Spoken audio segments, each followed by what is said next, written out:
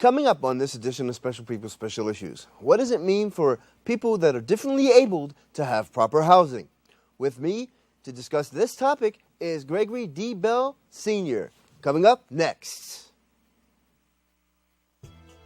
The views and opinions expressed on this program are those of the participants and do not reflect the views of Bronxnet or the program underwriters.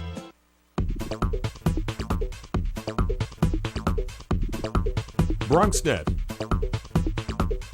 Your voice, your views, your vision.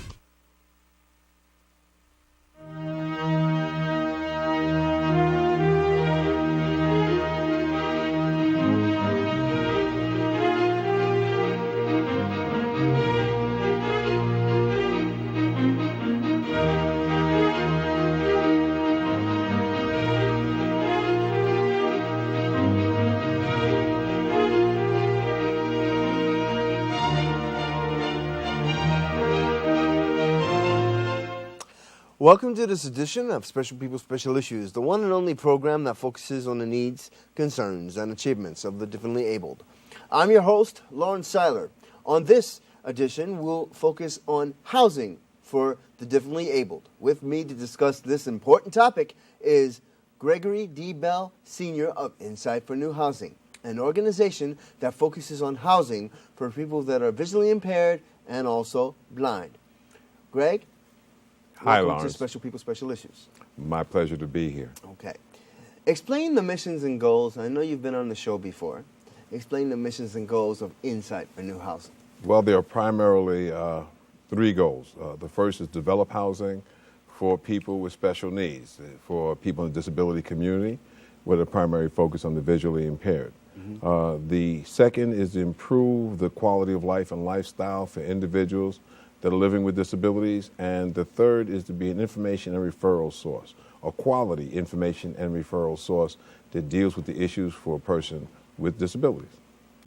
Can you explain a little bit about your story? I understand that you're a former Vietnam veteran who lost your sight, but has persevered and basically helped others to persevere. Can you explain a little bit about that? Sure. I mean, I think that everybody that's at least over the age of 25 has gone through some challenges in their life once they left the cocoon of their family. Being a combat Vietnam vet, I had my own issues, back in the late 60s, early 70s. Unfortunately, I was forced into a homeless situation, only to find out that the city of New York didn't have a sheltered environment for persons with disabilities, and that the veterans didn't have one either. I felt somewhat put upon. So I decided and determined to turn myself to get into the housing development field so that persons that are visually impaired and combat vets and veterans in general wouldn't have to deal with that issue. I was going to address the need because I thought that what happened to me wasn't an isolated situation. Mm-hmm. Can you explain a little bit more about your buildings and your housing developments and how they work for people with disabilities? Well, deciding to become a developer is a process that I went through in terms of learning what a nonprofit 501c3 was about, and then learning how to deal with development from the developer's perspective, having been a tenant's advocate in learning how to deal with the protections of a tenant from the tenant's advocate side at Bed-Stuy Legal Services under Mr. Carl Callender, who was a previous commissioner of Section 8. Mm-hmm. And some of the things I've learned is that you just don't develop a building. You have to deal with the development of the community, especially if you're dealing with the differently abled community, because you don't want to have a situation where persons become vulnerable to whatever negative elements might be within the community. So to that regard, I was asked to become a partner with Highbridge HCDC. And the first two buildings that were developed in Bronx County that deal with persons with disabilities and have been helped along by an individual that's visually impaired are Jessup 1 at 1510 Jessup Avenue, mm-hmm. and Jessup 2, right adjacent to it. Those buildings were designed by myself. The footprint was made by an architect. And sitting down and discussing with him what needed to be done was an interesting prospect. It took approximately 4.5 years for those buildings to come online. And while that was being done, I sat in the Housing and Land Use Committee of Planning Board 4, and I was recording secretary for economic development of Planning Board 4, along with being involved with the Borough President's Disability Advisory Council. Having all those community involvements helped me to understand what the community's needs were, and being a part of the Disability Network of New York City and the Disability Advocacy Network of New York State helped me to hear the priorities and concerns from the disability community perspective. And knowing that the city now supports universal design that originated at the University of North Carolina, and the fact that it accommodates individuals with disabilities so that buildings that are designed within that format accommodate all persons with disabilities, and they don't have to refit apartments because they're all designed in such a way that they accommodate us. Okay. How did Insight for New Housing come about? I know it's a brainchild of yours, but can you explain how it came about in your mind and the other people working with you? Well, as I said, being homeless myself and having to basically start my life all over again and find a place to reside, a comfortable shelter, I first realized that there is no such thing as quality, affordable housing. The federal government, the state, and the city haven't come to resolution to have one universal definition that accommodates people with disabilities. Okay. A person with disability might have worked during the course of their life and be able to be on SSDI. But if they don't, then they're on SSI. So knowing that you're only getting $700+ a month, 30% of that is not going to get you housing. So you're going to need a subsidy. Section 8 doesn't exist anymore. So looking at what the needs were and looking at the fact that if the building's going to be built and you're going to put persons with disabilities in it, then it should either have project-based subsidies that are available out there, or be able to invite persons with disabilities that happen to have the income necessary to be able to sustain themselves. They should be invited in. So when I came to Highbridge HCDC and designed a marketing plan that would reach out to the disability community, first they were skeptical, and now they appreciate what I did. Why? Okay, let me ask you this question, because I asked this of all my guests. The missions, what are the misconceptions about people with disabilities when you first meet them, or when people first meet them? I'll give you my take on what I believe it to be, because what I haven't mentioned is that I sit on the New York State Rehabilitation Council Subcommittee on Workforce Development. One of the prejudices or the quiet discrimination points that you find within the context of the disability community is that employers believe that they want to hire people that are like themselves. Fully able, differently able is not something that they want to ascribe to. They think about insurance rates going up. They think about the person not being able to come to work every day, when exactly the opposite is true. Persons with disabilities are dedicated to the jobs that they have, and they basically adopt them as a part of their life, not just a lifestyle change. So they become very engrossed in their work. Their skill level tends to be one that doesn't fluctuate. If they are task-oriented to do a particular job, the job gets done.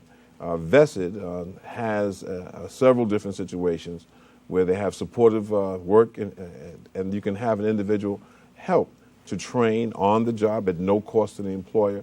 I mean, all the things that you would think that a person with disabilities is unable to do, technology and assistance from outside sources has made that person competitive in the job market. It's getting through the HR representatives and the screening processes that inhibits an individual from obtaining a job. Now, in terms of employment and housing together, okay, I understand that there is the ADA, and then there's the Rehabilitation Act of 1973, and so on and so forth. Are there any housing laws that say that housing needs to be accessible? I know that there's 504. Can you explain a little bit about Well, let's go to New York State and some regulations, because there is a rule that says if you take any type of government subsidy, that you have to comply with certain rules. And there's the rules called the 5, 2, and 2 rule. And a lot of individuals with disabilities are unaware of this. And when they're told that there's a 5-year waiting list, they believe that that's actually the case. And it's not necessarily so. It could be, but it's not necessarily so. See, the 5, 2, and 2 rule says that 5% of that housing should be available for persons with disabilities. Blanket, 5% should be available to persons with disabilities. 2% is supposed to be available for people that are visually impaired, and another 2% for people that are hearing impaired.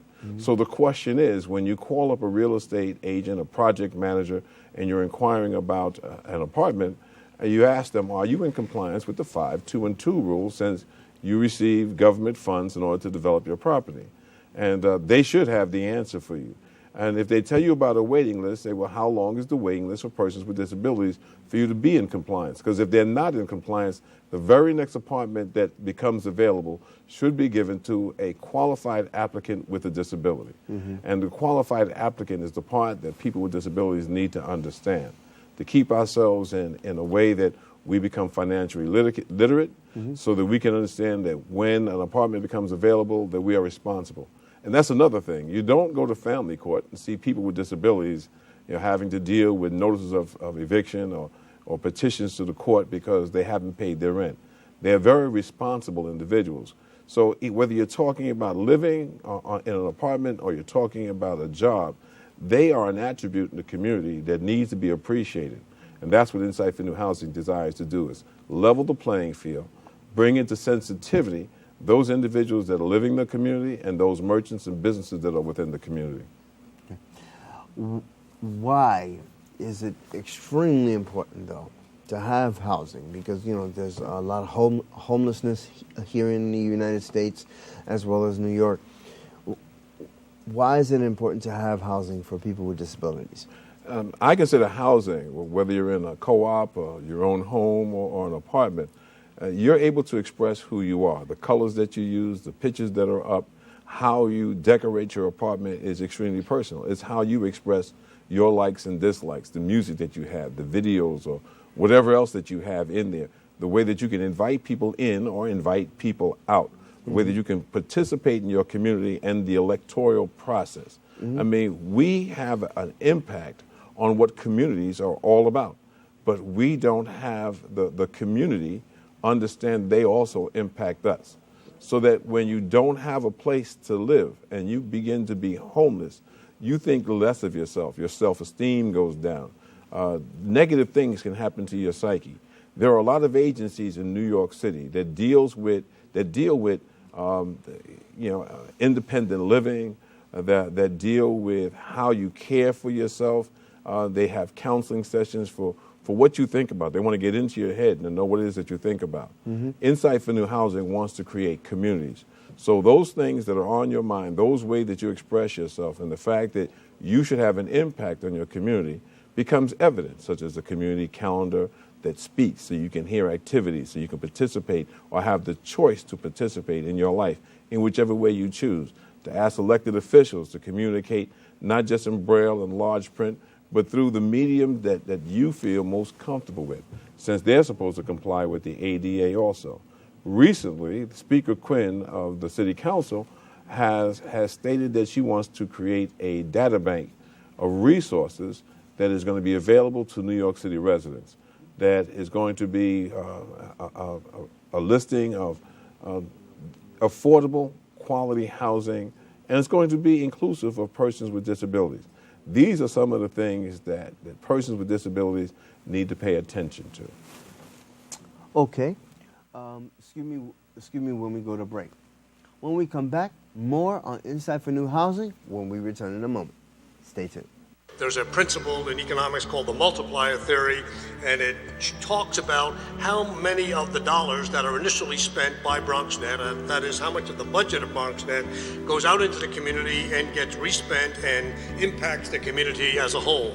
That number at Bronxnet is about 3 times the budget of Bronxnet. There's also a more important plus factor in terms of economic development. And many of the shows that exist in Bronxnet about health, about culture, about jobs, discussions about new retail clusters, they cause residents of the Bronx to go to those organizations. They cause residents of the Bronx to spend money at those organizations. They cause people in the Bronx to be employed by those organizations. In addition to that, Bronxnet trains a tremendous amount of people, 17,000 interns over the last 10 years or so, another 4,000 people in its training program over the last 6 years, and dozens of former Bronxnet interns at ABC, CBS, NBC, and other organizations like that. Voice your support to keep the channels open and strong. Online, visit bronxnet.org and click on Support Public Access Television and sign the letter to your local representatives. Our voices will be heard. Let's keep the channel open and stay Bronx strong.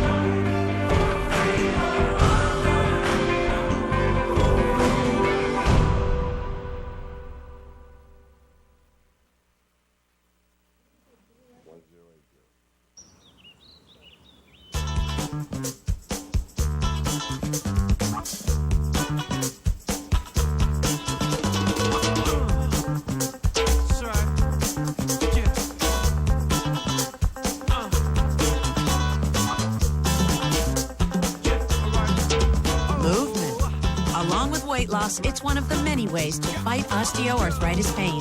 For more information on managing pain, go to fightarthritispain.org. Welcome back to Special People, Special Issues, the one and only program that focuses on the needs, concerns, and achievements of the differently able. I'm Lawrence Seiler, and I'm welcoming back Gregory D. Bell, Sr. of Insight for New Housing. Welcome back, Greg, to the show. Thank you again. Okay. During our last segment, you spoke about Insight for New Housing. Now, you know, your organization and your goals and everything. Explain the future goals, really, of Insight for New Housing and going forward and planning and everything of that nature.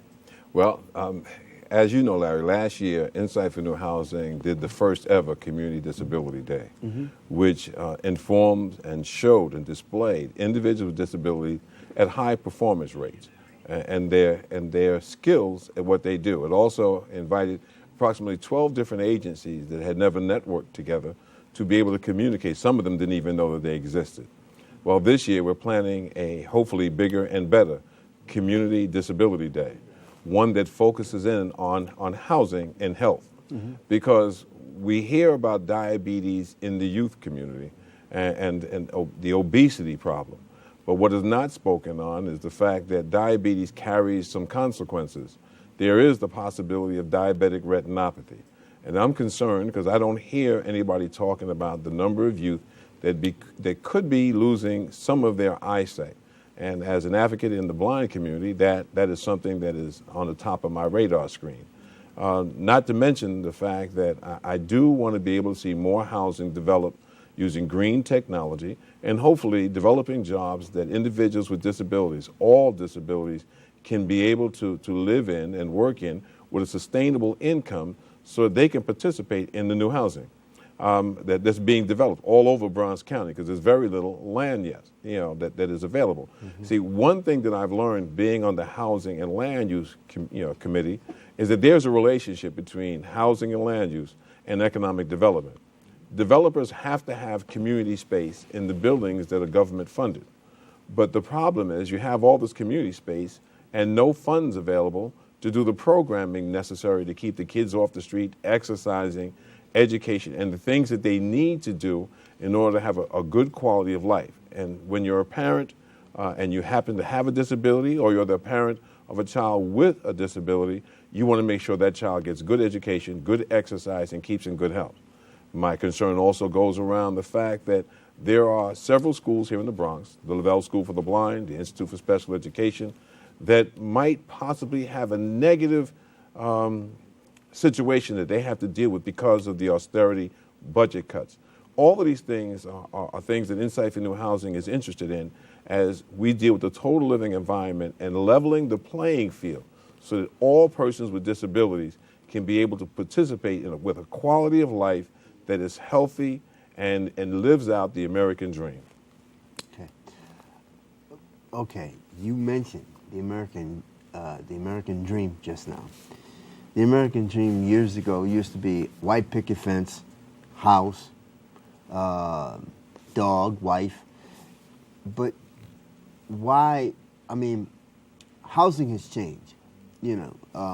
From the slums, from homelessness to ghettos and so on.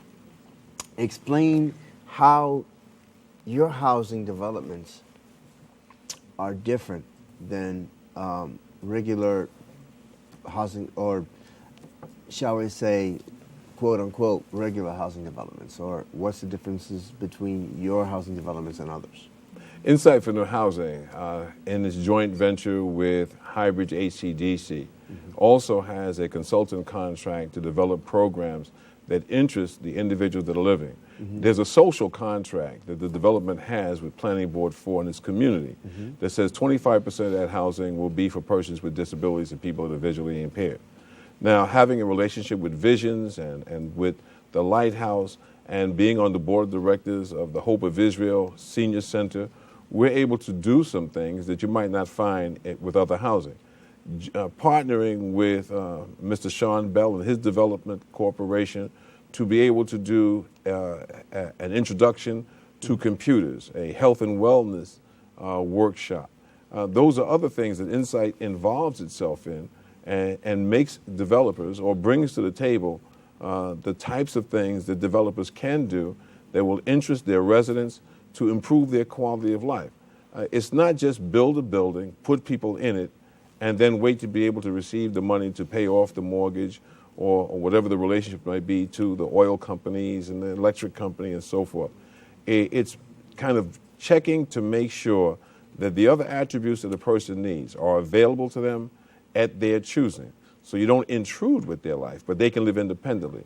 Now I'm starting to get involved with supportive housing environments and grandparent housing environments to be able to do those things that people would like to see done, can't find a way to make it happen, and developers are also looking for the funding and then a venue that be able to supply those needs. How does your housing development help the abled and differently abled community going forward and now?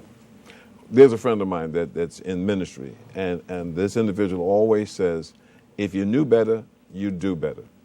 Most people do not have a relationship with people with disabilities, and most people go into their apartment nowadays and they don't know their neighbors.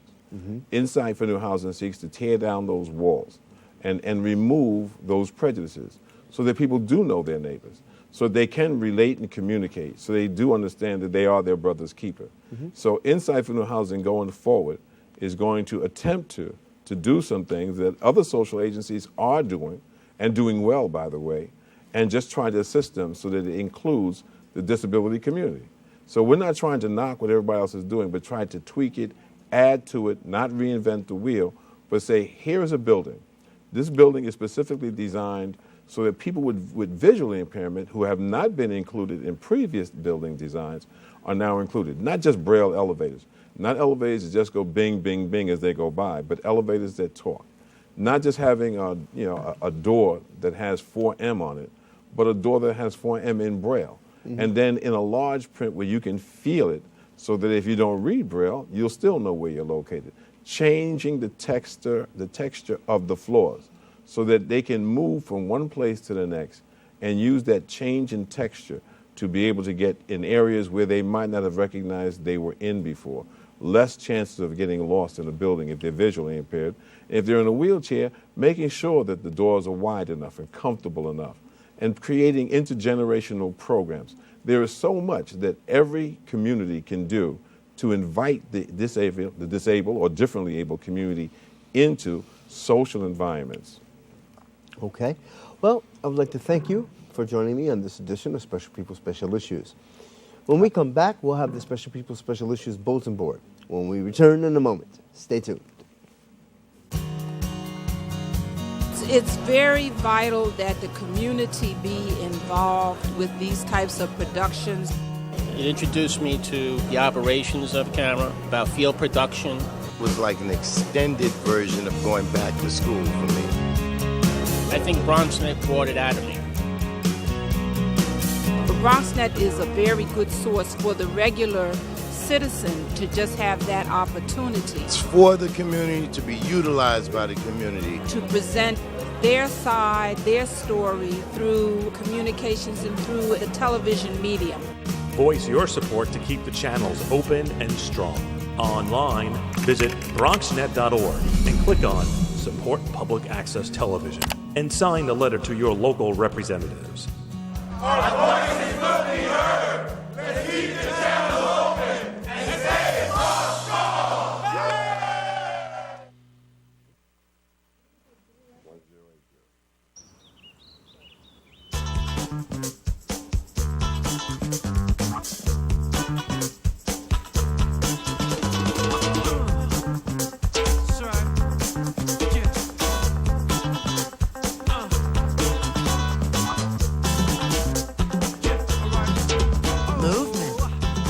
Weight loss, it's one of the many ways to fight osteoarthritis pain. For more information on managing pain, go to fightarthritispain.org.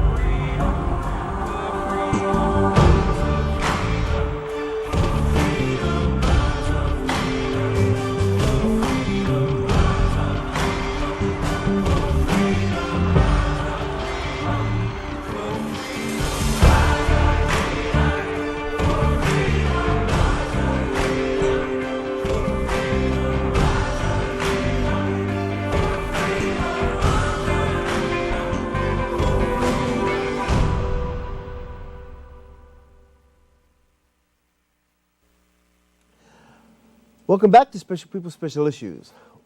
Now let's take a look at the Special People Special Issues bulletin board. It contains numbers of the organization featured on today's program. For more information on Insight for New Housing, please contact Gregory D. Bell Sr. at 347-590-1080. That number again is 347-590-1080. And the website is www.insightfornewhousing.org. Well, that puts an end to this edition of Special People Special Issues. I'm Lawrence Seiler. See you next time.